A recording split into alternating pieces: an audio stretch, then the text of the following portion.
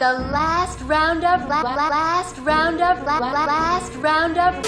Have you seen the ghost of John? Long white bones and the rest all gone. Ooh, wouldn't it be chilly with no skin on? Have you seen the ghost of John? Long white bones and the rest all gone. Have you seen the Welcome to the Last Roundup Horror Club. I am Frank. With me, as always, John Walmsley, Ray McGuff, Heyo. and Dave Edmonds. Hello. And special guest for this episode, Nathan Hanneman, the Horrorhound himself, you could say. You run the whole show over there, right? You do the magazine, you run the convention. You probably have a team of people, but you're like I do a lot. I'm the editor of the magazine and promoter of the conventions. Yeah, and I don't know. Wow. I started following him. I don't know how long. Sorry, I didn't research nothing. This isn't a research kind of show, dude. I apologize. And I don't know how long I've been following. I've been following Nathan on Facebook for a while. And I pretend like we're friends. We're not friends. He doesn't know me. But now he posts all these interesting, cool, engaging things about the convention and stuff, and he's got an amazing collection of stuff. I wanted to get him on here, talk about some of his experiences. It's been a rough year for the convention circuit, you could say. You guys just had an online event though, right? Over this last weekend? We did our third virtual Horrorhound weekend. Yes. So how big of a pain in the ass is that compared to the regular convention? How big of a trial is it to put together the online thing? It's a trial in the sense that, we've always done our film festival, and we are a legitimate film festival, IMDb accredited. We use Film Freeway, so we have hundreds of submissions every single event. So the biggest headache is just we have to have a team together that watches all the films, reviews all the films, does all that stuff. But when you don't have a convention, it's a little difficult to sell it. Right. It's a little easier when you have an actual theater and but I think every film festival's dealt with that this last year. So the only obstacle is just we didn't want to outsource anything. So we actually did our own in-house production. We have a crew of people who developed the software to do our live streaming with the proper security and it was pretty top notch, all HD. We do things like embed your IP addresses on the screens in case you try to steal it and put it online. We know who took it, all that stuff, so people can be. It's pretty intense. So that as far as that goes, it was one of those things where we did it just because we thought, well, we got to do something. But at the end of the day, it ended up being kind of fun because I think we're going to continue doing it in conjunction with the live events when they return in September and beyond, as a extra perk and incentive for the cost of coming to the convention, where we wouldn't run it the weekend of the show, but a few weeks later, where you come to the event, you got to see, you meet your celebrities, buy your stuff. Maybe you saw a couple films, but you didn't get to see everything you wanted to see, and maybe you missed a couple Q&As. So we're going to record all the Q&As, and we're going to have the Q&As and the films screen as part of the virtual event a couple weeks later for free for anyone who comes to the show, and then charge if maybe you live in across the country and you wanted to partake in it in some way. So that's awesome. Amazing. Yeah, that's really, really cool. Yeah, so there's nothing worse than when you go, you can't hit everything, so that you have to pick and choose, or you miss something, like something goes by, you're late. Yeah. Oh, I miss. Oh, yeah. What's funny, we'll screen movies sometimes, and people will ask me what I said, like, oh, which films are screening that you suggest. I don't even get a chance to watch them all sometimes. So like even for me to have. You would think I would have all these sitting on my desk, but I don't. We have a crew that's handling all that. So even for me, a couple weeks later, to be able to be like connect in, because for these virtual events, I've been able to sit here all weekend and watch them. And we've, watched some incredible stuff this last event. One of the films we just did is The Stairs. I was just blown away by that. And I think Cinegram or some company just picked it up for distribution. But yeah, I always wish I saw more of the films, but this actually helps me too, because I'll be able to even watch off a little bit of them. But it's it's one of those things with the pandemic. Like, we would never have tried this. Hopefully, it's something that people dig and we can grow from it, especially with the filming and posting the Q&As from the shows and other content that we can film at the event. We still don't know the success rate of it until we get the physical events back. Yeah, it definitely expands what you're able to do, and maybe like this whole, as shitty as this situation is, maybe it did provide some gateways that you weren't even aware were there to help get the name out there about Horrorhound. That is one of the things I've always heard, is that the movie, it's watching the movies is one of the best parts about it, and getting to see stuff that you would never even have, it would have never came across your radar. Or Q&As, Frank. I mean, how many times, like, I got to hear Gunner talk for like 40 minutes one time. Clive Barker, I did a Q&A for the Nightbreed director's cut that he did. That was amazing. I mean, there's stuff that you're just sitting there like, I can't believe I'm part of this, So it would be amazing. I would pay not quite a bit more to get to see the rest. Tell him exactly how much you'd pay, so he can. Give him a rough quote. Let me write this down. Oh man, for me it was definitely the Ladies of the Evil Dead panel back in the early 2000s. It was just after 02, so maybe like, let's say 05. Got to meet them, hang out with all of them. Such great stuff. It's really awesome. Q&As are sweet if it's something you really, really want to see. Like, it wasn't the 40th anniversary, but it was a big reunion for Cinema Wasteland for Texas Chainsaw. I can't remember what year it was. And got to meet everyone. I'd only met Gunnar Hansen before, but then I got to meet like Sally, Franklin, the hitchhiker, Jerry. It was Q&As, man. It's a special thing. It's a special thing. You can't, I mean, you can't put a price on that when you're a fan, like real fan. So right. But to be able to see it though is super cool. Oh yeah. My history with Q&As is I started doing Wasteland the very first show back in 2000, and I just never thought about going to the Q&As. It seemed like I don't know, there was something about the Q&As that I just felt was I could skip them, that they weren't as important as I thought they were.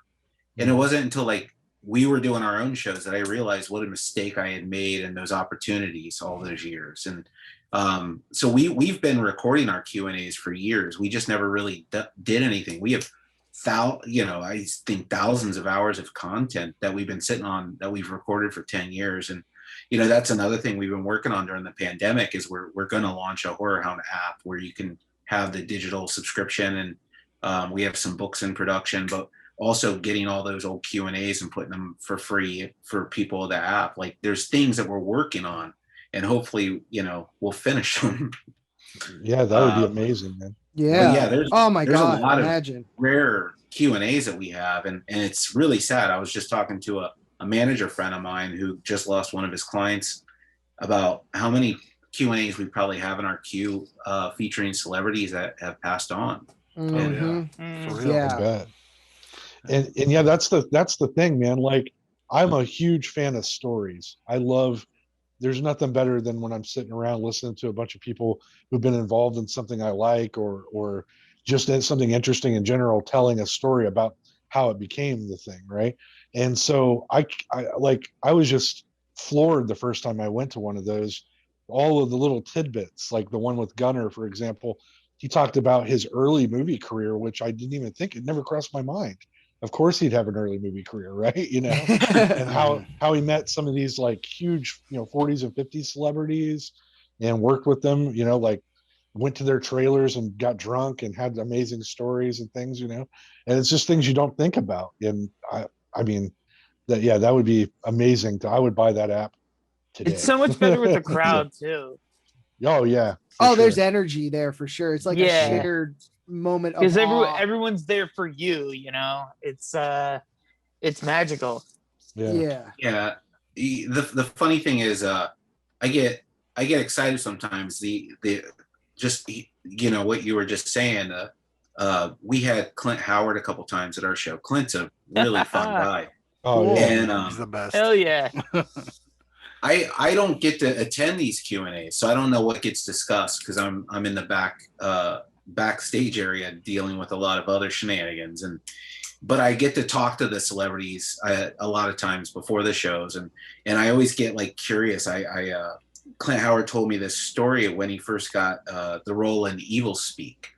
Yeah. And he found out I had written about Evil Speak in there was a book that came out called Hidden Horror, and I got to pick one movie that I thought was an overlooked gem, and I picked Evil Speak. To me, that, you know, that was the film that I thought I wanted to talk about, and I was telling him about what I had written, and he's like, oh, it's so funny.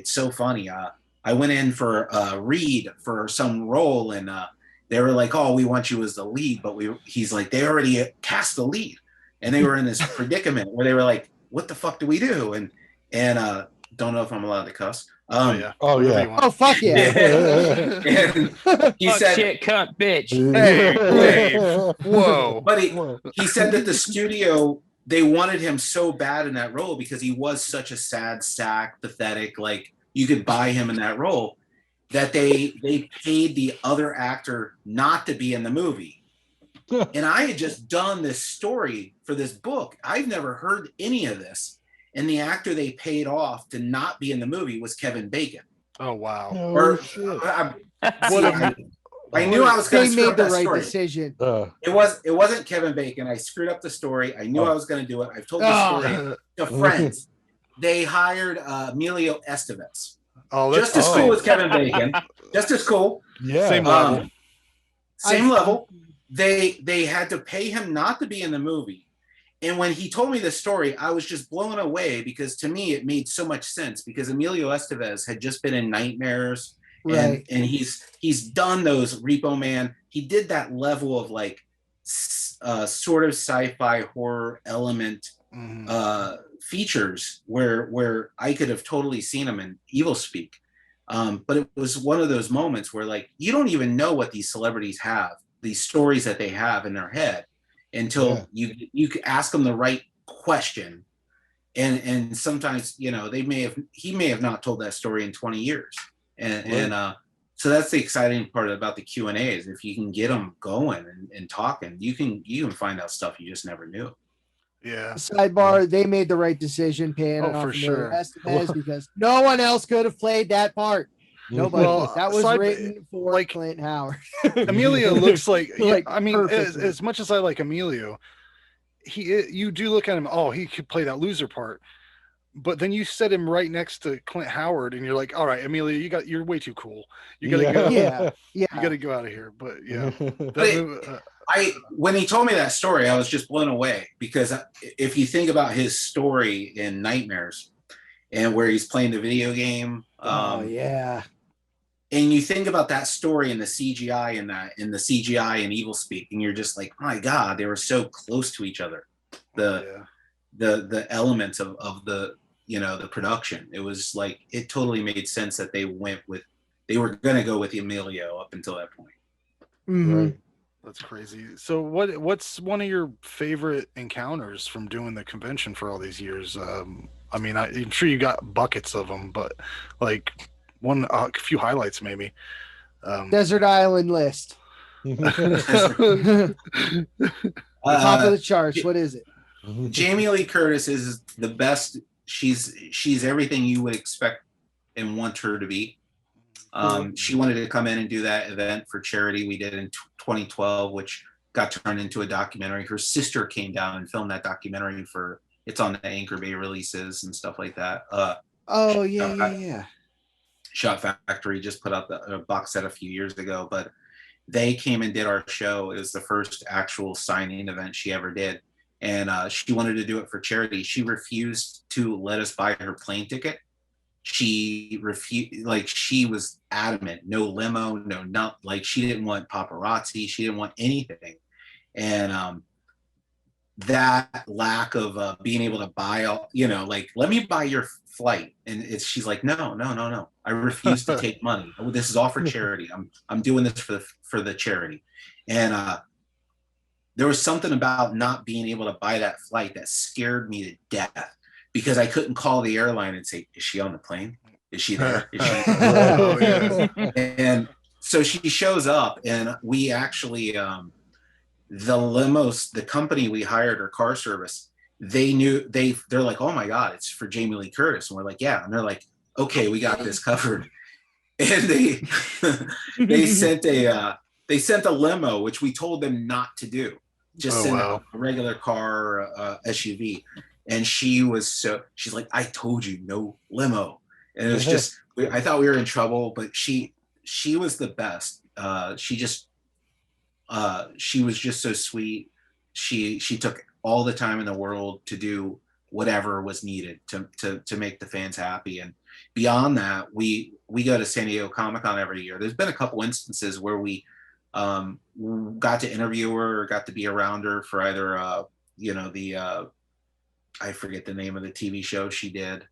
It was Scream Queens. Scream Queens. Yeah. And then she was doing PR for the new Halloween, and she like, it's been years. She automatically knows who we are. She knows our name. She's That's cool. Yeah. So Jamie Lee Curtis is top notch in my book. Outside of that, I mean, it just really,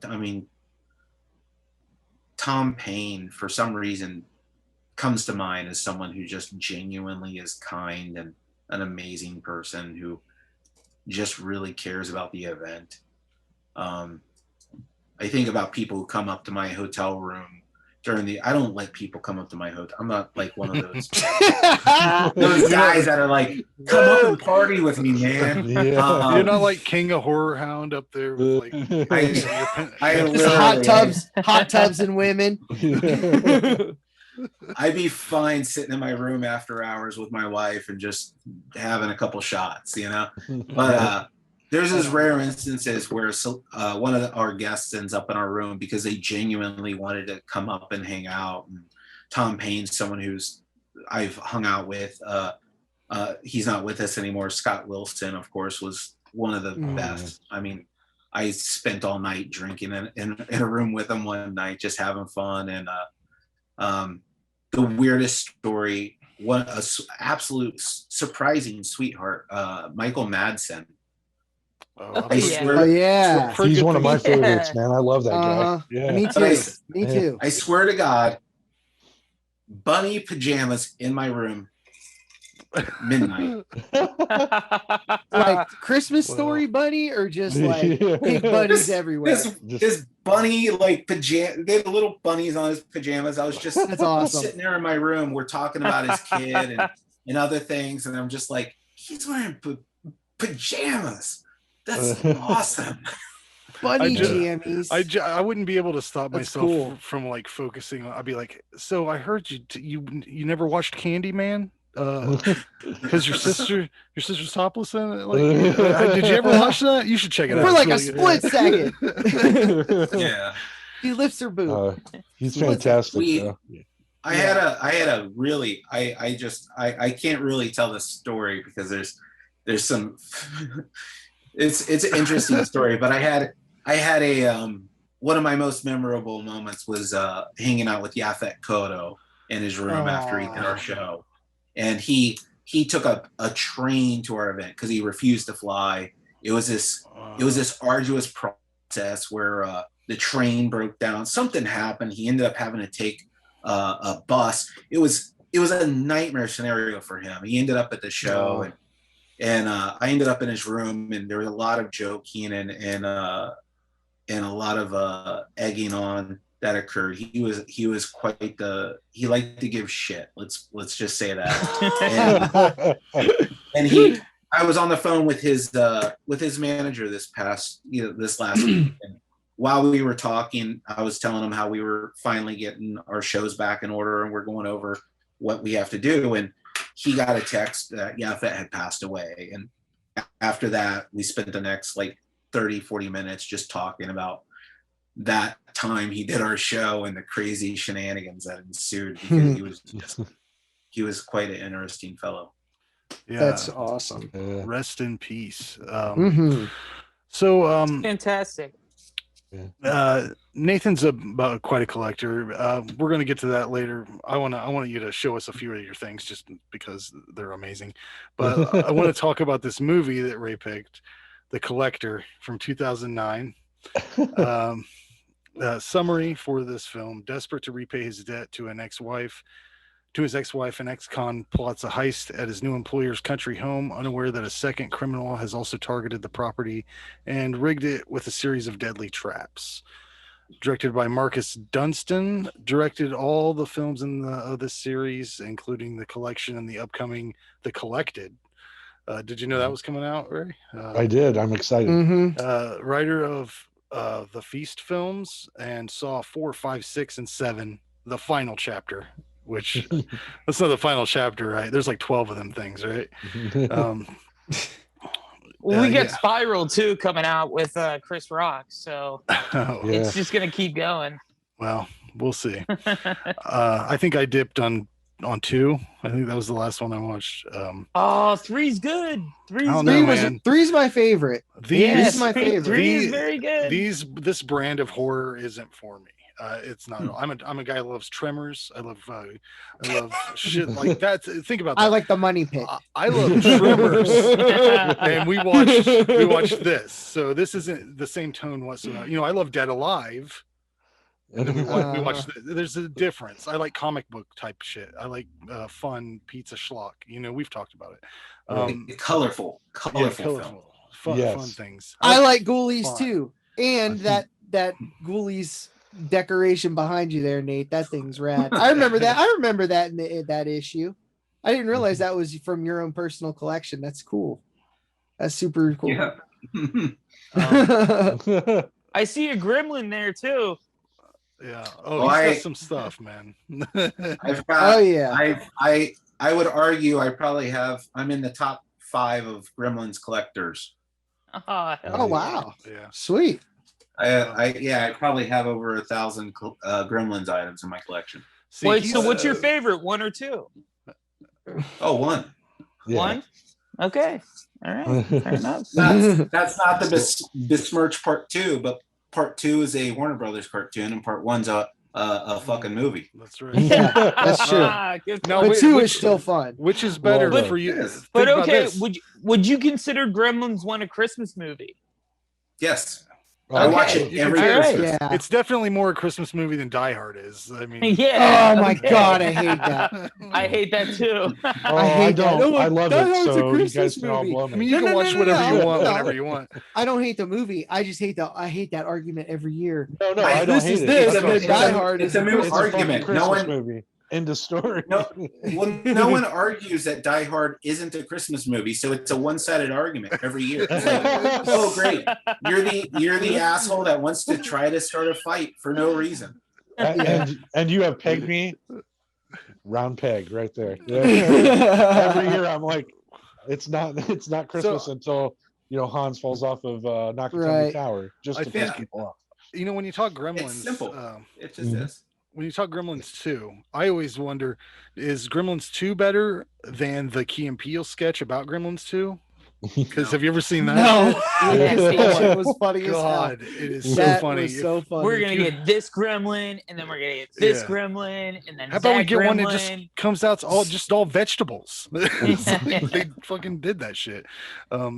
Well, we should segue back into Sidebar.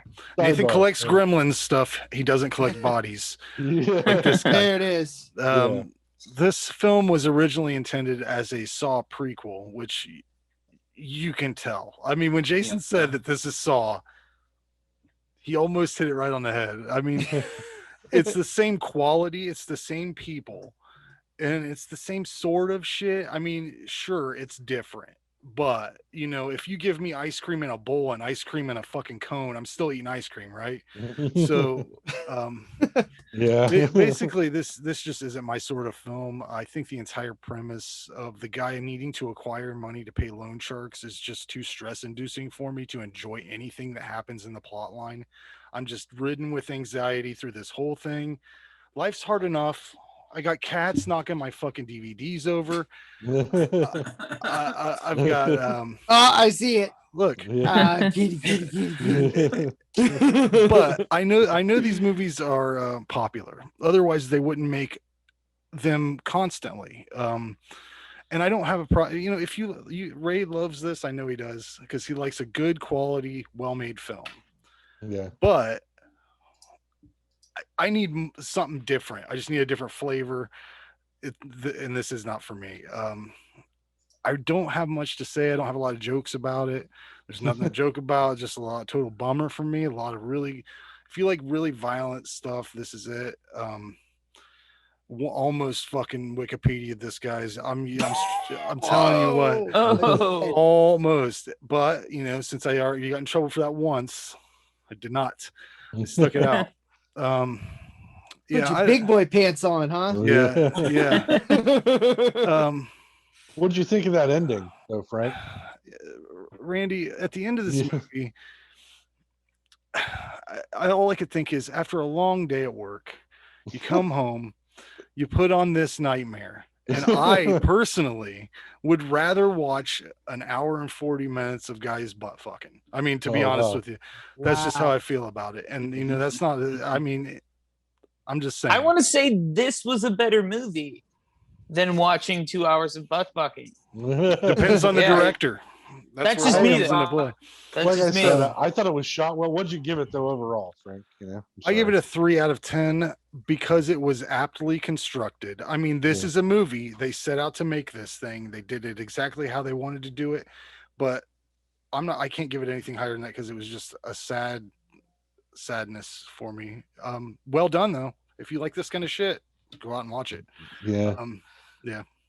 That's what I was gonna say. I thought it was well done, shot well. I mean, fast paced, you know, well acted for I mean, there's some very good actors, you know, in this film. And I love the ending. The first time I saw this, I couldn't get over that ending. I thought it was crazy. And you're right, it's a heavy movie. It's not it's not the a ending's lighthearted heavier. Sunday afternoon romp at all. Whenever they you trot through all these things, and then you get to that ending, and there's no real good clean feeling at the end. It's just a dirty, you want to go take a shower. It's not. They're looking for that van, and he rips the thing off, and you're just like, oh, that guy's gone. Yeah. So, but I would give it an 8 out of 10 on my end. I like I said, I liked it quite a bit. I think the sequel is actually a little bit better, and I'm looking forward to seeing the third one when it pops out. So yeah, I only saw this one very recently, maybe within the last couple years for the first time. I missed it when it came out. I think I saw the collection first. Oh wow. And that opening nightclub scene, that was super cool, but then everything else fell flat for me on that. I felt like it was way too much CG for some reason, but I don't remember. It was very, you know, obviously in the vein of Saw. I didn't realize it was supposed to be a prequel, but that totally makes sense. The killer was neat. His mask was weird. I couldn't figure that thing out. I don't know. Gave me Slipknot vibes for some reason. Yeah, but the way it was like wrinkled and like folded, almost like skin. Maybe that was just, you know what I'm saying? It looked like wrinkles and shit. Like it was just definitely. I thought his eyes were really cool. You know how they the contacts were cool. Yeah, his Riddick eyes. You know, those things those are pretty cool. They really went hard with the tribute to Seven in the opening credits, because that's pretty much the exact same thing, and that I could do without that loud ass industrial scream. it's making it sound like that's how that dude talks. Because every time that guy, the collector opens his mouth, they play something industrial, and it's just like, all right, dude, I get it. I like Rob Zombie. That's cool. Can we like maybe hear something? You know, if you want to call him industrial, he's my industrial. So whatever. I really liked that that glue sequence. Oh yeah, that was fucking sweet. That was gnarly as shit when it's just like acid glue in that poor cat. Oh, that poor cat. I love cats and I don't have one. Wife's allergic, so it's not happening. It's, you should get one. They can go all over your shit and just walk around. Oh my god, it can lay on me all day. I don't care. Get one of them bald ones. You'll need to get one of them rollers. That's for sure. I couldn't do one of them bald ones, and they're weird. Just like when Bill Murray held it up in Ghostbusters 2, he's like hairless pets. Yeah. Weird. Like that's pretty much me. I like how they showed the trap springing, especially like I want to say it had something it might have been the bear trap sequence itself, which was awesome. The one where the string went through all the Rube Goldberg of gears and stuff. Oh yeah. Like that was well shot. I liked how they did that.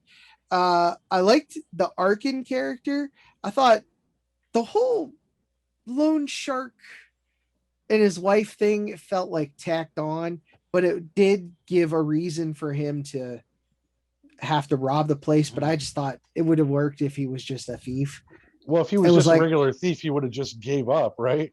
He still had to get the rock. That was the thing. He of course could have just did his regular ass job, got paid for it. Whenever that woman's like, hey, they're gonna whatever, he goes, no, bitch, you go talk to the police. I'm taking my kid. We're goodbye. I mean, they were together, right? Like he's all of a sudden like imbued with her responsibilities as a person that makes bad decisions. Oh yeah, true. Oh man, every victim was so stupid. like what was it? Not the bear trap guy, but when the girl got pinned to the wall, the screen with that knife. I don't know what you want to call it. It was something out of the only thing I can think of is out of Rambo, the one of those bamboo traps, like the way she was just like backing up. Oh my God. It was so like Final Destination late sequel stupid. like that got on my nerves. But then I watched the credits and realized that I used to watch The Nanny when I was younger. Because that just my parents ran the TV, and that was the little girl. Yeah, that was the little girl from that show. So that was kind of neat to know. But yeah, this movie is hyper violent. I liked it. I would give it a 6. I really liked the main character, the Arkin. That guy, he was really super cool. He wasn't like he didn't freak out when shit hit the fan, because it did. He kept his cool, helped the little girl, which is a plus. Her parents were stupid, but her sister was stupid too. She's the only smart one in the family. But I give it a 6. I don't need to. This isn't one I'm popping on every once in a while. Like, ooh, I gotta watch The Collector. My day's been too good. I want to. No, when I have a fucked up day, I want to watch a fucked up movie so I can see fucked up shit happen to people. Oh God, yeah. Well, there you go. If I'm going down, let's go fucking down. You can tell he's a Rob Zombie fan. Yeah. Oh yeah. Sounded like a Rob Zombie quote. I'm so edgy. So edgy. Dave, thoughts? I really like this movie. I would call it torture porn. Like that's technically what it is. Yeah, exactly. Like I play it off to you. I know, like, I could understand how it would be a precursor to Saw, just because that's the kind of like little like mystery boxes that they would put together in order to make a sequence in order for someone to get ripped the fuck up. And I really enjoyed that part. And what else? Yeah, I loved it. Yeah, I thought it was great. Yeah. All right. Sweet. Good stuff. What'd you give it? I want to give it a 7.75. You're always so. It's not a hard rating system. I want to give it a 7.4. Like, I might go 5. I don't know. Let's see. Yeah. Nathan, did you have any thoughts on this movie? I saw the Collector when it first came out. What year was that? 2009. 2009. Oh, yeah. Wow. I can only respond in regards to my memory of my reaction to it when I saw it, which was that was fucking terrible. It was I just remember saying it was a Saw knockoff, and if a studio couldn't have tried harder to capitalize on the Saw franchise if they put a gun to someone's head and said write something.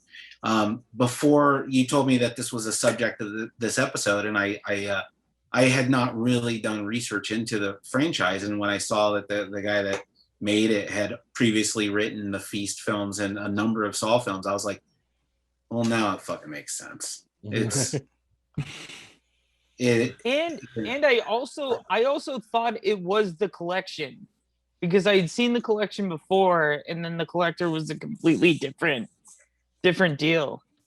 Oh, you didn't realize they were like trilogying it up? No, I had okay. no idea they were separate films. And I haven't seen the Collection, and now I feel like I should, because if it's that different from the first one. I thought the first one was just a cash grab for the Saw franchise. Everyone was trying to get into that torture porn genre, whatever cost possible. I forget the one. I think it was Elijah Cuthbert. No, not Elijah Cuthbert. There was that one where the girl was in the sand. The billboards got pulled from. Oh, it was such a nightmare. The girl from 24. But there was all these films that were coming out during that era that were just ripping off Saw or trying to capitalize on the popularity. And this one I thought was just another one in a cheap Dr. Decker Nightbreed mask, Oh, that's true. A little bit. That Okay. is similar, yeah. I can see that. The thing that, the one thing in the movie that got me the most was when the guy stuck his finger through the blinds and like they got stuck and there was razor blades. How many times have you got your fingers stuck in some dumb shit like that? I couldn't get past Too it. close to home. Yeah. But anyways, at this point in the show, Jason would normally have trivia, but since he's not here, I put together a little trivia for everybody. It's the same deal. I'm going to play audio clips. So as soon as you know the movie, say it out loud. And you get the points. Points don't matter. But I've got 12 different sounds here. As soon as you know what the movie is, Build up the board. As soon as you know what the movie is, say what it is, and you'll get some points. Cash in over for some absolutely nothing. No, it's like those shitty arcades where you get like those Smartie candies and shit. A broken cone. Eraser. Yeah. Anyways, here's the first sound. As soon as you know what it is, say the movie. Well, sometimes that is better. Pet Cemetery. Yeah. Norbit. Norbit. Damn it. God damn it. Just So close. Guess Norbit on every one of them. Oh, one of them. Here's number 2. You mean I have to live out the rest of my life in this body? No fucking way! John's play. John's on fire. God damn it, John. Okay. Here's the third sound. Okay. What is it? What is it? What is that? What is that? What is it? Wicker Man remake. Damn, John is on fire. Jeez. Yeah. Okay, here we go again. You're mine now. Candyman. John, did you study? No, dude, Bruh. I'm stupid that way, man. Okay, this is gonna be an easy one, I think. Except the one of us. We accept the one Freaks. of us. Yep. He's cleaning house. No, he was weak. No, he was weak. Carrie. Carrie. Weak. Oh man, Randy was in there, but not quite. No, not fast enough for John. Okay, we're halfway through. I was gonna say Scary Movie too. I'm sorry. Dave, you're terrible at this. Yeah, I know. I met this Halloween. sick. Shit. Let it get into it a little bit, you Jesus. know? Was that Dr. Loomis? Yep. The problem with this game is I have like my inner monologue is like, Carrie, no, wait, let it play some more. Exactly. You gotta jump on it right out the boat. Here's another one. What have you done to it? Rosemary's Baby. Oh man, he got it again. Okay, this one's a curveball. This is a curveball. Uh-oh. Okay. Sequel. What the fuck are you? Little early for Halloween, ain't we? They have me gold. Oh, it's your gold. Of course. Leprechaun in the Hood. So we'll just hand it over. Close. Leprechaun 3. What is Leprechaun Back to the Hood. Okay, there you go. Oh, okay. Damn it. So you wouldn't have just accepted Leprechaun. I would have to go to this. No. Oh, okay. Back to the Hood. No, Very Alex specific. Trebek says no. No. There's a big difference between Leprechaun and Leprechaun Back to the Hood. You're I don't know right. if you've seen them both. But. Imagine if that was the phone call in Scream. I want to be gold. Oh, want to be God. I'm about to gold. watch a movie. That video needs to be made now. All right, here's another one. This is a quick one. I like to dissect girls. Did you know I'm utterly insane? American Psycho. Oh, there it is. Zack Snyder's Justice League. No, it wasn't. That wasn't it. You said it But- wrong. I couldn't accept God that damn. anyways. Yeah. It's Justice League, Damn. the Snyder cut. Yeah, Oh, it's not the okay. Snyder cut. God damn it. Okay, here's one from a recent film that we talked about on our regular show. It's a recent movie, yeah. So just check it out. You fucking cocksucker! Color Out of Space. That's right. Yeah. Cage was awesome. I didn't hear Love what you were that saying. movie. Yeah. Now this last one is just a theme. That's two Nick Cage movies. Yeah, I'm a fan. Actually, the only reason that's on there is I was running out of time, and I already had that clip. Oh, so, his career. but, Yeah. I hope not, but this last one's just a theme. So if you can name the movie, give it a second.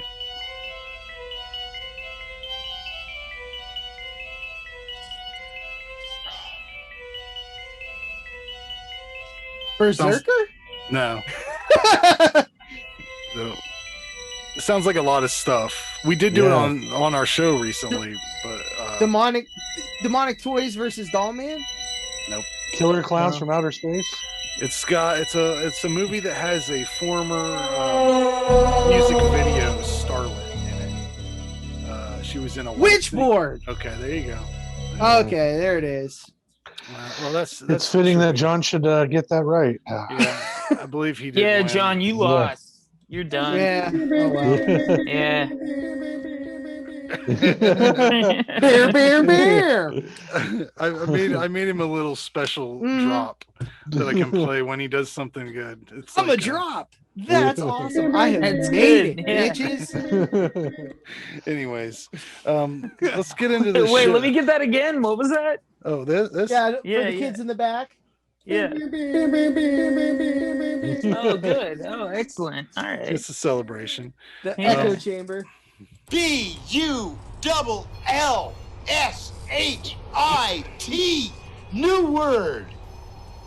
ARTIST.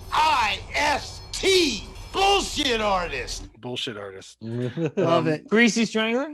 That's right. Oh, I could have yeah. used that one. Let's get into show and tell. Nathan, you have? Let's see. What do you have? Some items set aside that you could show us offhand. I don't want you to have to move around. We're looking at them, bub. Underneath me, you didn't mention this prior. I'm sorry. I have a shelf. It's three containers of nothing but promo items. Oh wow! Okay. For some reason, in my office, I like to keep promo items. Okay. So Cool. I can do a show and tell of weird dumbass promo items from like water bottles from Cabin Fever. That's to, right. Okay. That's awesome.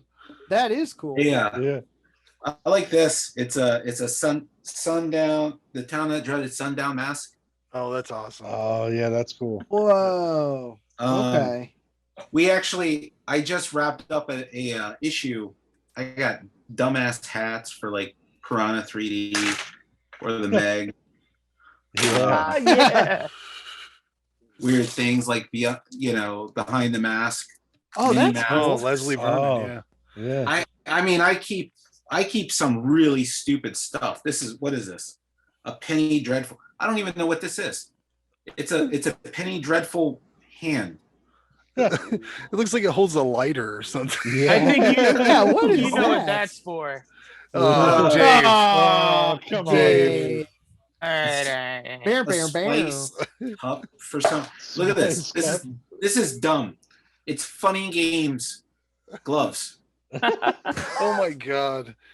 Wow. Wow. Was that from like the remake or? Yeah.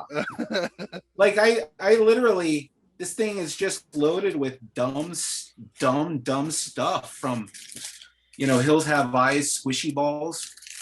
Oh, that's awesome. Yeah, that is kind of This is I fun. want that. This is just it was for trick or treat. It's just a bag of candy corn. That's That must be the worst candy corn in the world too. Because it's been in that bag. A bag of whistles and balloons, because I don't know why there's whistles, but well, you remember that scene from It where Pennywise is just tooting around, messing with, just dancing, blowing his whistle, messing with Bill Hader. Yeah, that was weird as shit. Yeah.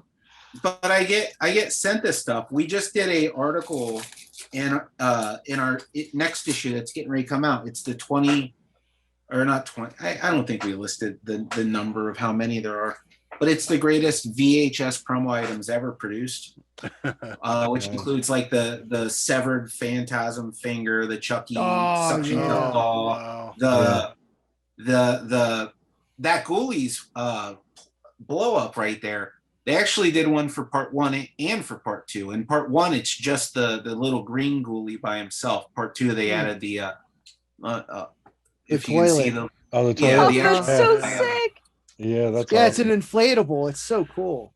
Yeah, and I mean, what is this? This is a mummy flashlight. That's the batteries are dead. I don't know. Do you have the From Beyond visor with the pineal gland sticking out? I feel like You want I me saw to go that get picture. it? It's right over there. Yes, please. Yeah, I want to fucking see that. I like how John knows a specific thing that is so bizarre. I know what you got. You gotta understand. I've been reading this magazine for like years. Yeah, like I haven't for a few years, but like when I was really heavy into collecting toys, fuck yeah, dude. Look at this thing. This thing's so cool. You guys have seen From Beyond, right? Yeah. Look at that. Oh, that's so cool. That is insane. That's so weird and cool. I'd wear that out to the bar as soon as this COVID Me shit's too. over. I'd be like, suck my pineal. I just walk around going, ladies. My pineal. I got it off eBay like 20 some years ago. That's so rad. That is It's brilliant. I love that. So that was in the magazine too. That's why. So I know was that came with what, a VHS? Is that what it came? You know, the funny thing is, I don't even really know where it came from. The article we just did is a video store promo items, and I had that in there initially, but to be fair, I don't know where it came from. The copyright on it says Empire Entertainment. Right. That doesn't necessarily mean home video. I think Vestron put it out on home video. So if it was a home video item, I think the Vestron logo would be on it. I guess they were wearing them in the theater then. Yeah, it could have been like a theater giveaway or a theater release, which makes sense. Like the Piranha 3D one was a theater. Oh, nice. Yeah. So you're telling me, Frank, that some kid was putting soda in my can or my cup with that hat on? Yes. I wouldn't expect nothing less. And just dipping that stick in it. Yeah, Diet Coke. Oh yeah. Yeah, the volume. That's such a cool piece. Of crap I had. I mean, again, Penny Dreadful. It's just Nice. incense. That incense? What is that? Yeah, what is Yeah. It is. And I didn't even realize I had so much Penny Dread. A mouse pad, because everyone needs mouse pads, right? Right. In this day and age, yeah. Yeah. Everybody's got a computer. That's kind of a modern mouse pad. I think whoever was in charge of that promotion didn't realize mouse pads weren't being used anymore. They're like, someone's still using the balls. We know I it. love movie promotional stuff. It's fantastic. Yeah, Like, some of the stuff they come up with. Just the weird, like, just anything. They're like, here you go. Think about it. Just that Ghoulies thing, that was in a video store probably, where they're like, they're like, hanging from a string. we have 16. Well, they wouldn't have 16 copies. We have 5 copies of Ghoulies. Right. You guys remember Each the movie Rubber? Yeah. About the Yes, tire. That movie I was love fun as rubber. hell. I love rubber. I was at a Horrorhound and they were passing out rubber condoms. And I still have rubbers. it somewhere. I looked for it, I couldn't find it, but I swear to God, I've got it. That's somewhere. amazing. Someday I'll Rubber's find a it. fantastic movie. It's so weird. Oh my god, I love it.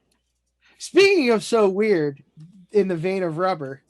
Oh, Slither? Oh, and what is oh, it? that's They're gummy slither worms. Oh, that's so cool. That is That's cool. That's so bad. That's cool. Oh wait, here, you'll like this. It's a little baggie for The Exorcist, the TV series. Oh, neat. It's actually a bag of holy water. Oh wow. That's cool. Yes. All right. Officially cool. blessed. And that's something you carry around with you all the time. You know, you gotta have it. Ray, didn't you have something? Did you have something from Horrorhound that you wanted to show? Oh Or yeah, something yeah. you got Hold there? on one second. Yep. Oh, okay. Uh-oh. Well, while we wait on Ray, I'll go ahead and show my What happened to the sound? shit off. What? Did you lose sound, John? No sound? Hello? Oh. Oh, okay. Sorry about that. So and we're back. my first Horrorhound that I went to, Clive Barker was there. And he was like one of my all-time favorite authors, you know, movie directors, whatever. But his stories are all I love them, right? I waited 4 hours in line to get this signed. Hell yeah. I don't know if you guys can see it here. I'll get a little better angle. It's kind of backwards there, right? But That's anyways, right. No, I see it. Fantastic. it No, says it to looks Randy, great. very, very best wishes, Clive Barker. It's a great secret show, one of my favorite books. But I'll never That forget was a it. crazy ass book. In your line, you know, like they're telling you things to do when you get up there. Somebody from his people were like, you know, their people are up there with them, and they're like, you know, kind of make it quick. You know, there's a lot of people in line. I'm like, oh, dude, for sure. I just want this signed and I'm out. I'm not a picture guy. But the minute he saw this, he actually sat me down and told me about the sequels he was working on, and then wouldn't let me go because we were talking about the book. And That's cool. people behind me were starting to get pissed, and they had whole, like, you know, Hellraiser posters to sign and stuff. Mm-hmm. And he looks right at him. He goes, "They can wait." I'm talking to a real fan. Well, yeah, he probably if you're buying his books, that's Nice. probably who he respects the most is people that buy his books. Mhm. Yeah. There's probably half a dozen guys that are in line with like 16 things they want him to sign so they can resell it. Dude had a somewhere. So duffel shit. bag, man. And right behind me, he had a duffel bag full of shit. And Yeah. so he talked to me for like I want to say like right around 10 minutes, which was pretty long Wow, for one of that's those cool. lines. So, and Does he That consider is that cool. one of his best? oh yeah, When he met very- Randy, you mean? yeah, well, Yeah, well, very yeah, much of course. seemed like His it was best one of his fan, favorite his best fan, stories. Randy. Yeah. He's like, man, I've had a lot of interactions with Yeah, fans, he's but like, when that listen, guy but- brought me, But this But guy, that guy, I he tell brought me ya, a book. this fucking guy- Randy. My favorite thing Yeah. he said, he was like, Still the talking. Hey, last- where are you going after this, bud? he goes, the last part of this story is a big bastard. And I was like, cool, man. That's going to be amazing. And then we saw later that day, they were doing the Nightbreed, director's cut Q&A, and we were there. And Clive was telling this story about trying to get this guy to come back to his hotel room. And the dude sitting next to us is like, he's not gay, is he? And my buddy Joe Palmantilla leans over that I do Schlockfest with. He leans over and goes, yeah, he's super gay. Have you not read anything? Yeah. Or Watch Yeah. Hellraiser. Just watch Hellraiser. Yeah. And, So the guy doesn't believe us. And then in the story, Clive's like, he's like, anyways, I would have had him back to my hotel room drilling my asshole, but he had to go home.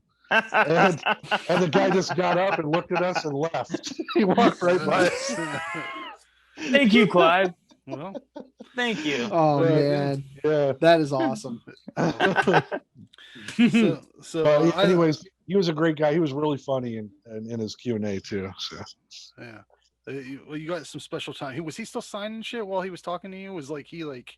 no, man, he signed this book and then okay. we were sitting there talking for So like there at was a least, line like, of people Wow. just staring at you. just staring at the Okay. back of my All right. Okay. Those are always, you can't stop those moments from happening, but as a promoter, you're just like, oh fuck. Keep it moving. And Gotta I keep it tried to moving. go, like I was trying to go, oh well, anyways, man, and he's like, oh no, let me tell you this one part, so Funny. Okay, funny, hey, my buddy Clive's rapping with me. Hold on. yeah. funny story about that appearance. I actually, we were losing our mind because we didn't know if he'd show, because he hadn't been known for doing conventions for years up until Right. that moment, and for a few years after that.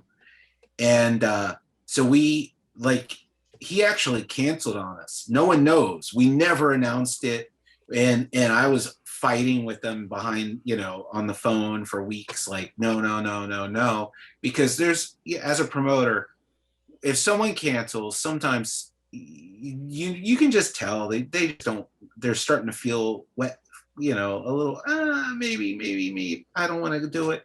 There was a little something about it where I was just like, I don't trust this as a cancellation. I think he's going to change his mind. I think there's something going on. And it's happened a couple times. And it happened with Corey Haim, and Corey Haim showed up.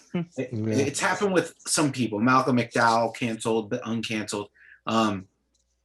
But he was one that had canceled, and we were just like, no, let's just give him time. I think he just, whatever he's going through today, he'll get over it. So he uncanceled, and I won't get into the details, but he didn't get off the plane. And my guy's at the airport picking him up, and he's like, he's not here. And we're just losing. I was like, call the airline. I'm like, did he get on the plane? And they're like, yeah. Like, well, where is he? And we were losing our mind. We're like, oh my God, if he doesn't get off this plane, we're gonna this is our big show. That was the show that we exploded. Like we booked, yeah. And he fell asleep on the plane. Yeah, that's funny. Wow. We were just we almost had a heart attack. It was just one of those. Right. And I was in at the one with the Corey Haim too, because I had brought my Stand By Me, Corey Feldman was one that I was at. I brought a Stand By Me thing, and he kept getting up from the table. Did you remember that at all? I remember Norman Reedus making fun of him while he was doing it. Yeah, we were in line there. and Norman's making jokes, and I'm like, I don't think Corey Feldman's going to sign my Stand By Me thing today. And then there he goes on one of those fucking Just got up and put hovercraft sunglasses things. on and was gone. So I was like, we'll come back. I just love picturing him just leaving. You remember when he was on the Today Show and he was on that hoverboard and he was doing those dances? I just picture him leaving, doing that. Like see you later. I got stuff to do. Yeah, that was a weird one, but it was so much fun though. Standing in line, I know it sounds silly, but standing in line is some of the most fun you'll have there because you get to meet people that from all walks of life that are in the same shit. You know? And you probably had everyone's so cool. I can become. I mean, I haven't met any of you guys, and like, I feel completely comfortable during this interview. Like, it's just something about the genre, something about our mutual respect of everything. But I wish I could tell you some stories because I have a few funny ones with Corey Haim. That's nothing disparaging. Nothing disparaging. Has there ever been a time when you're like not on and you don't want to go at all? Like just like feel like. Yeah, just any interview or any con, like, are you? And then I would. I don't feel like I have. I don't feel like I have a choice. Oh, really? Not a lot of people. I don't know that a lot of people know this story. I actually was hospitalized a few years ago, right before we had Jeffrey Dean Morgan at our event. Oh, wow. And I had it was scary. I ended up in a ambulance, and I spent a week in ICU. It was some adverse effect of using aspirin or some aspirin product that I had been given, and it burned a hole through my esophagus. Oh my god! So I ended up with internal bleeding. I had to get 3 blood transfusions. I like literally almost died. Oh, wow. And wow, I was in the hospital. I got out 2 days before Horrorhound weekend. I literally showed up at our hotel in a wheelchair. And I was losing my mind. You still did the damn thing. I still did the thing. As I'm in, not only that, there's 2 funny stories about this. I'm in the hospital. Number one, and you know, this isn't exactly how it went. This is how I remember. I was trying so hard to convince Ethan Embry. Ethan Embry. I wanted him for a show for years. Always wanted him. We were screening Devil's Candy at that event. Nice. And good movie, good flick. I was like, if I can convince Ethan Embry to come to Horrorhound, this is the only way. This is it. He's in Canada shooting some movie, and I'm messaging him on Twitter, and he's actually replying, and I'm in my hospital bed, and I'm like, you got to come to the show. We're screening your movie, blah, blah, blah. And he's like, oh man, if I came, I'd be working all night, then I'd have to take a flight, and I wouldn't get any sleep. And I was like, don't be a fucking baby. Hell yeah.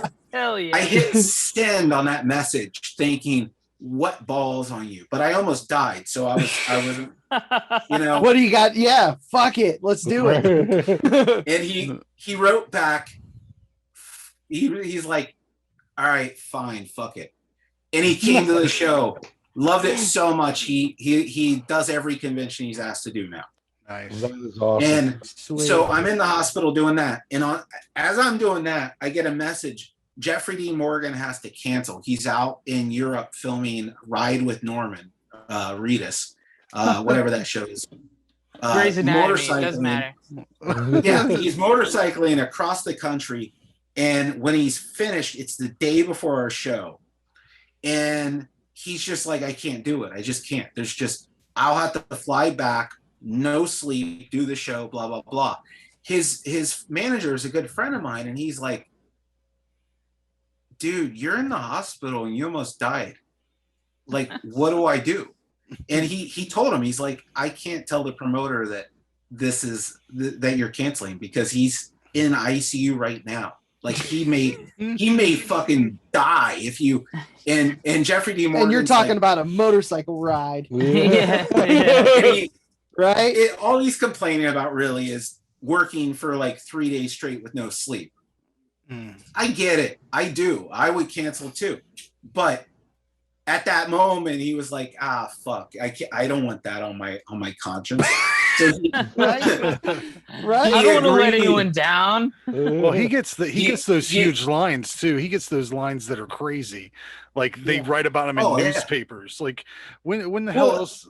You never heard about conventions in regular ass newspapers? Like, I mean, and this was early in his Walking Dead. Like I think up until that point, he'd only done supernatural conventions with Creation.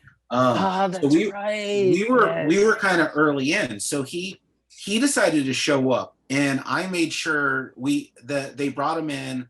We had police escort him from the airport. It was a whole procedure. And we had him arrive in the backstage area of the convention center, and they brought him in, and I made sure I was there.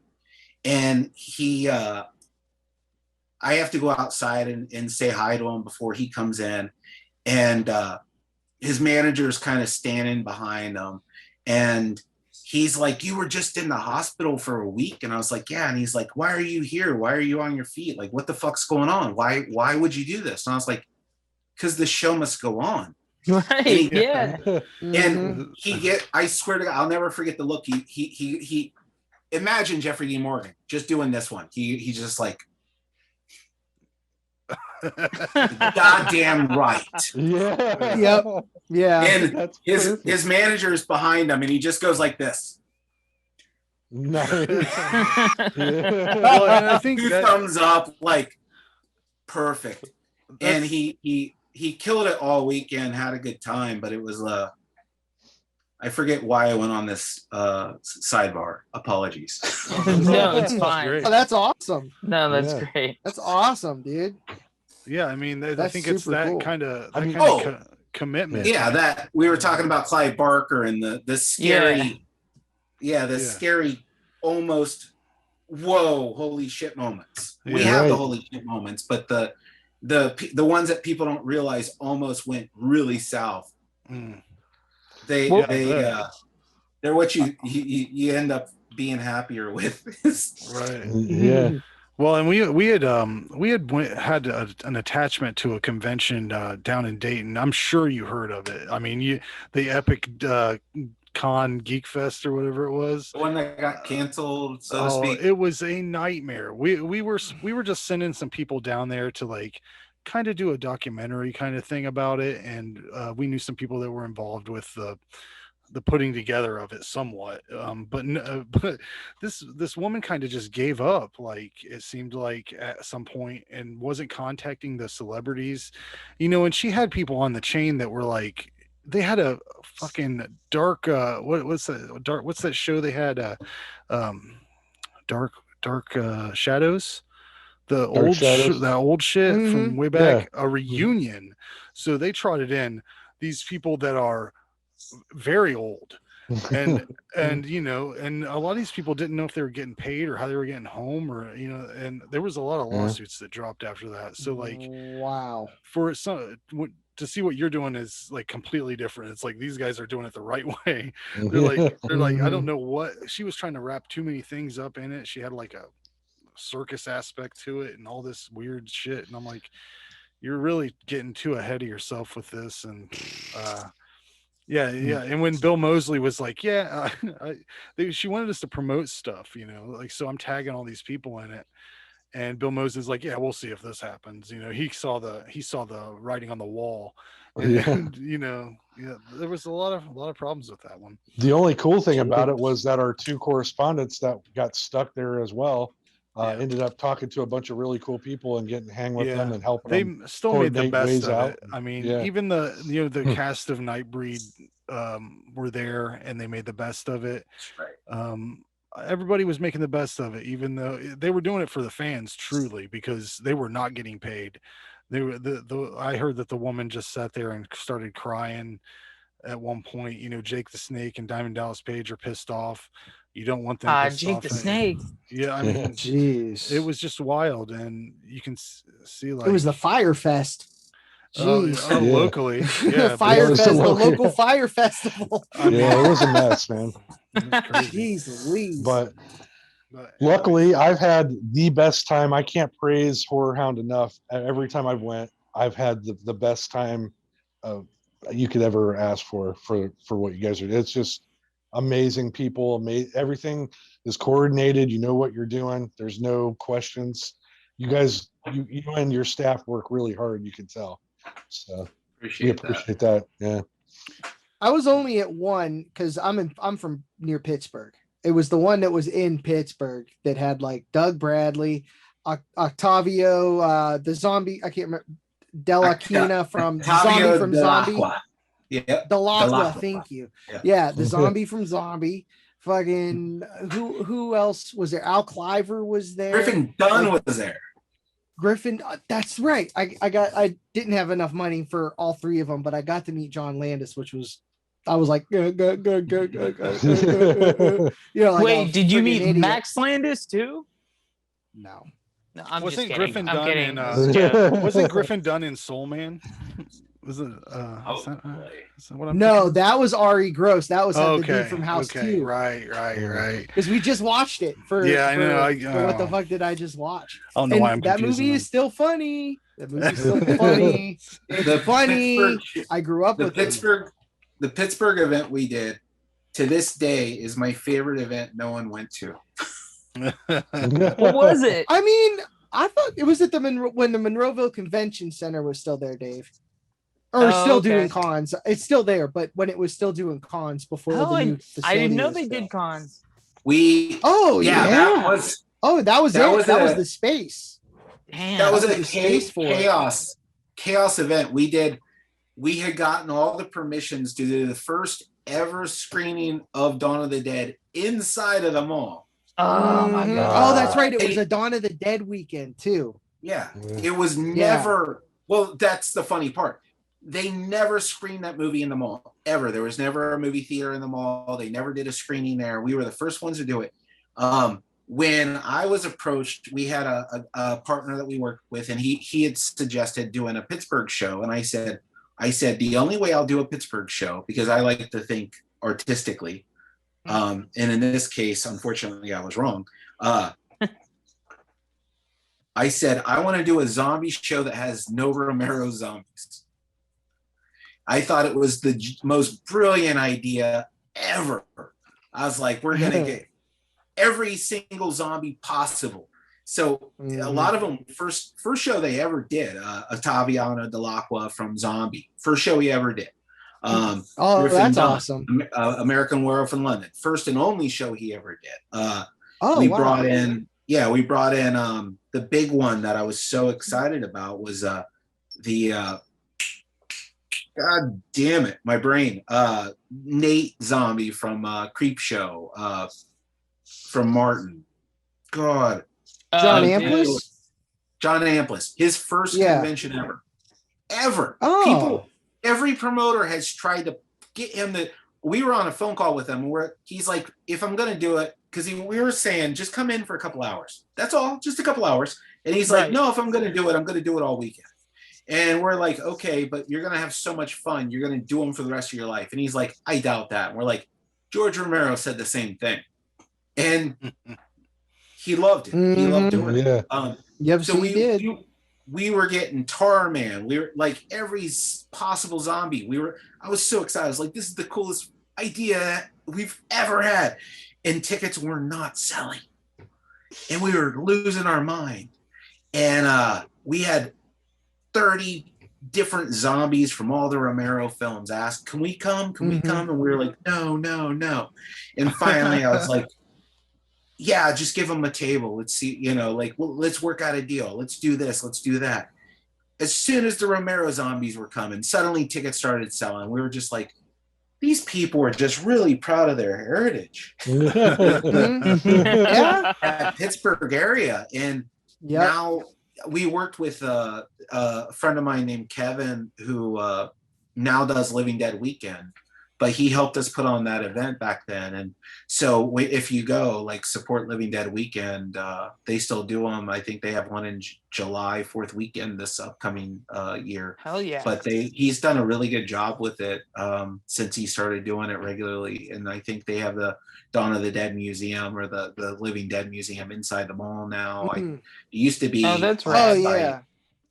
But I think he moved it back into the mall. But it's just funny because there was so much work put into that show, and whether or not it's BS, I like to think that Living Dead Weekend is at least a 5% of the work we put in, and I feel a little like pride that he's able to still make that happen out there. There's still people out there that'll do it too. I guarantee you. I guess if it's in Pittsburgh, they got to do it themselves. Is that right? Yeah. Well, it City, makes sense because if you look, in retrospect, the local people there, they're either going to come or they're not going to come. But if you live in St. Louis or Orlando, you're more likely to come to the Monroeville Mall to meet the cast of that film than you are just to come out and see Griffin Dunn and Greg Nicotero. Otherwise, 100%. Yeah. Yeah. So Greg's a local boy too. He's got the the local fans too. He's Greg Nicotero. He's got he's got a lot of fans these days, I believe. I worked with his dad briefly on something. He was super cool. I met him a couple times too. He was real fun. I like to picture it was a doghouse that you were working on together with him. Is that true? Yeah. Something like a doghouse. No, he still did a lot. He still did Like a like very indie stuff fine around day. Pittsburgh. That's cool. Like he still did indie stuff. Yeah, but I'd still like to go there. Like I said, I've never been to the Monroeville Mall. It's completely redone now, and I tried to ask everyone I could, where's the elevator? Where's the elevator? No one could tell me, and I had to look up blueprints and shit. And I'm like going through. It's not even a Penny's anymore. It's like a I don't even fucking know. It's one of the flagship stores. The elevator is still there, but like wasn't the elevator only some shots were that actual elevator, and the other shots were like a soundstage or some shit like that? I didn't realize that. I think so. Yeah, I think I read But I that tried somewhere. to find the elevator, and I was asking all kinds of people, and they were not like, they were like, what movie? Yeah, Why they're are you probably here? working there. Yeah, they're not. Yeah. They're not. There was an working on- elevator. In They're about to kick me out for being a 1978. pedophile. I was like, no, I just want to see the elevator. Like, There's not some old man there from 1978 when they filmed it that's supposed to point out at yeah, exactly. I was like, shouldn't there be a plaque or shouldn't there be a plaque? Just a Hall of Like, come on, Presidents. guys. Yeah. Just a Hall of Presidents, George Romero robot. You're Like, for the Dawn of the Dead Yeah. stuff. Let me go get Billy. Hold on. No, I literally just showed up one day and I was just like, this looks nothing like anything. Where's the gun store? Where's the gun store? I love Dave comes in like Doc Brown. Where's the elevator? There used to be an elevator. Scott. Wow. Anyways, here's what I'm showing off. Some Tremors movies. I got some new ones. I got Tremors 5. Cool. I got All right. Tremors 6. That's a cool. Oh, can you see that? You can't see it. If you got 5, you definitely need 6. Yeah, those are the Jamie Kennedy movies. And then I don't know what happened with Shrieker Island, but they got this John Heater in there. Yeah, I don't know. Napoleon Dynamite? Yeah, I think he. Oh, I haven't shit. watched it yet. I think he took the place of Jamie Kennedy, who played Bert's son. I liked that combo. I don't know. People shit on those movies, but I like them all. I don't care, man. It's Tremors. It's fucking good. Who else has some? John? All right. Well, I took this down off the wall. It's probably my favorite autograph. It's Tom Atkins and Fred Decker. They did a screening of Night of the Creeps at the Warhol Museum, the Andy Warhol Museum, and I got to go see them and got to talk with them afterwards. They did a really awesome Q&A that I was able to record and put on YouTube, like from years ago. You know, that was awesome. Tom Atkins is like the coolest grandpa you could ever hope to have. Like, he's just so genuine and rad as fuck. He's and he's a local guy, still lives here. Super cool. Got to keep the mustache though. Has to keep it. Oh yeah, because Creep Show. Show. Had it. He has no Tom mustache. Atkins, the first time we had him at a Horrorhound, he showed up and he had no mustache. He shaved it, and I was so bummed. And he found out that I was bummed, and he's like, "Bring me back. I'll grow my mustache." And we've had a great relationship since. Every time I see him, the first thing he does is give me shit about my Bengals. Oh yeah, right. The Bungles. Hey, I'm also a Bengals fan, man. Hey man, I need Joe Burrow to get well. He's my QB future in fantasy football, so I need him. No, but Tom's from Pittsburgh, so he just really enjoys giving the Bengals shit. Yeah. It pisses me off, and he knows it. Yeah. The Bungles. Dun, dun, dun. Yeah. I don't watch football, guys. Nerd. I don't have a horse in the race. You know, I hope they both win. Hope they both do. Anyways, Dave, you got something? I do. I saw you go back in your back room there. I did. I have a Louis Tully Ghostbusters. Nice. Say it, Frank. Say what? Open it. Open it up. Open it. Open it. I just love being that devil on everybody's children. He is. Give it to your children. He is the gatekeeper. So that's him with the messed up clothes. I love that. Yeah, he's got all kinds of fucked up clothes. Yeah. All you guys with your action figures, I wouldn't be able to help super myself. cool. I'd be popping. Yeah, my brother got this for me for my birthday. I'm a big Rick Moranis guy. So yeah, he's got him out. Yeah. Oh, that's the new Silent Screamer, right? Yeah. Right. Yeah, I remember seeing that. Yeah, I wanted one, but I didn't have $100 to shell out for it. But it's so cool. I got the originals on my shelf back here. Yeah, so he's got a little he's got a little thing that he stands on. I'm not opening this. Open it up. Release it. That's the Diamond Select. Didn't they all have bases that you could create the play set? I think so. Yeah, I'm sure. Yeah. Ray. Who is I see your hop. That's Hopper from Stranger Things. Okay. I took him out of his plastic, Frank. I just wanted to show you. That's cool. I didn't know who it was. Those your Hopper. Okay. That seems like the one you would take out of the box, right? You got some other ones you don't take out. Oh yeah, I have a whole storage box full I of mean, shit for that I Stranger love. Things, is he the character you're like, I'll take him out of the box. We'll leave the kids. I'll get in him the pack. dirty.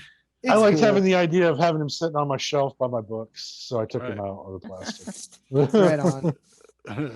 Anyways, that's it for the show. You know, follow Horrorhound on all the social media. Is it horrorhound.com for the website? I assume It is. Thank you. Yeah, check it out. You can just follow Nathan on anything if he doesn't mind, because it's always good. I mean, don't follow him around the neighborhood or anything, but you know, follow him on your bicycle. You know, he posts these pictures from his collection, and I just find it really enjoyable. You have a shitty day, he posted up like a nice little thing he's set up, and I don't know, it's fun. It's fun. Cool. But yeah, Ray, you got anything you want to promote at the end? Yeah, watch Schlockfest. We've got a new one coming up next month.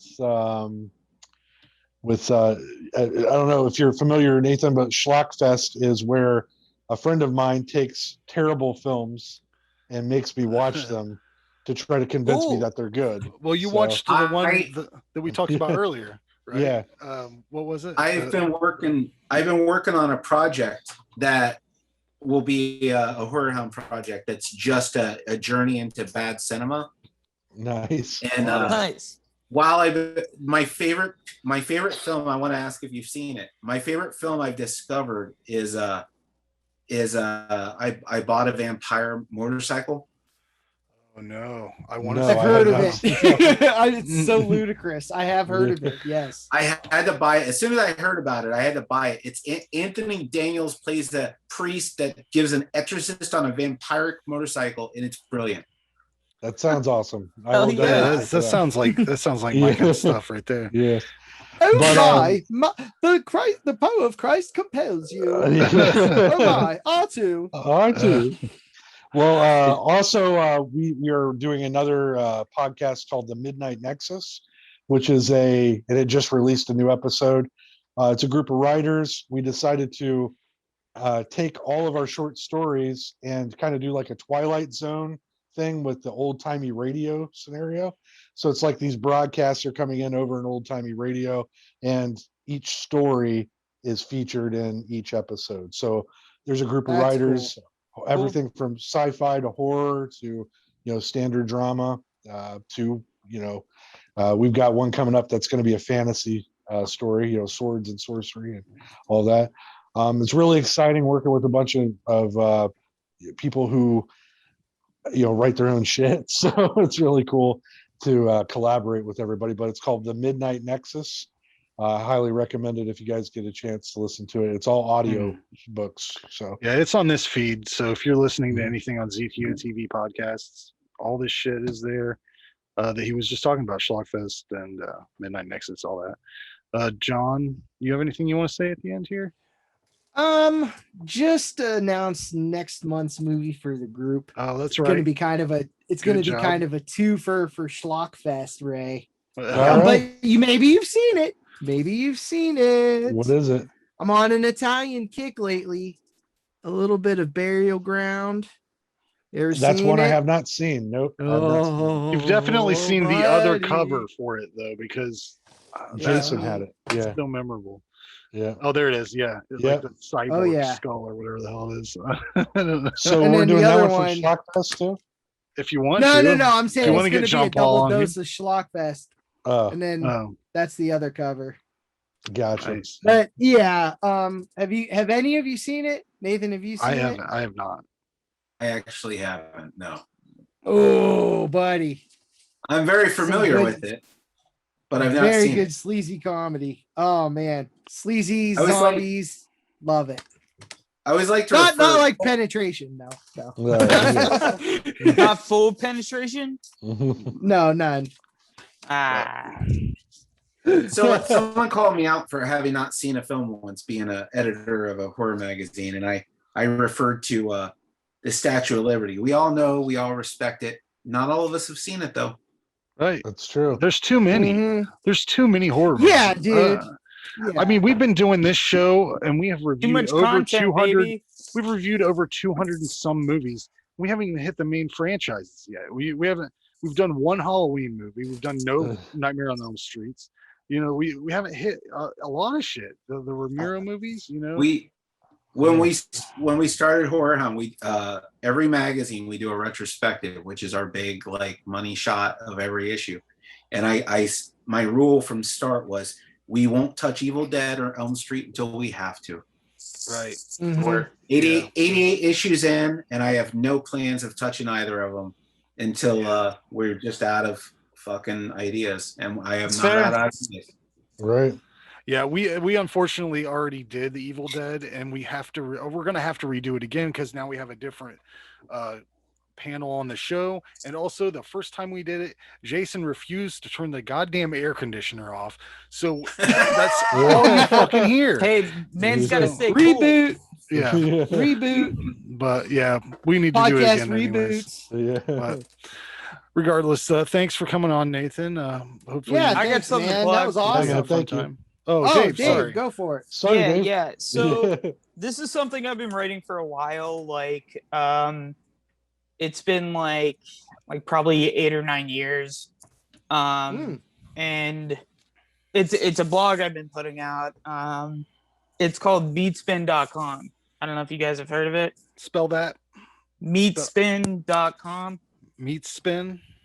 Meatspin. Like meat, Is it like meat? meat you eat or meat up. Spell it, Dave. You're not helping out here.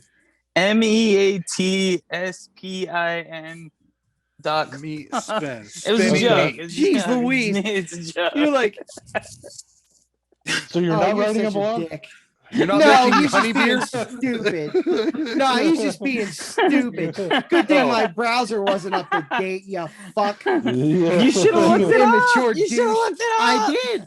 I tried, but my browser isn't up to date. It was like missing Flash. Okay. Okay, Dave. All right, Dave. What a I see tool. what you're doing. What a tool. Anyways, thanks for Yeah. joining us, Nathan. Thank you, Nathan. Nathan, God it's damn been great.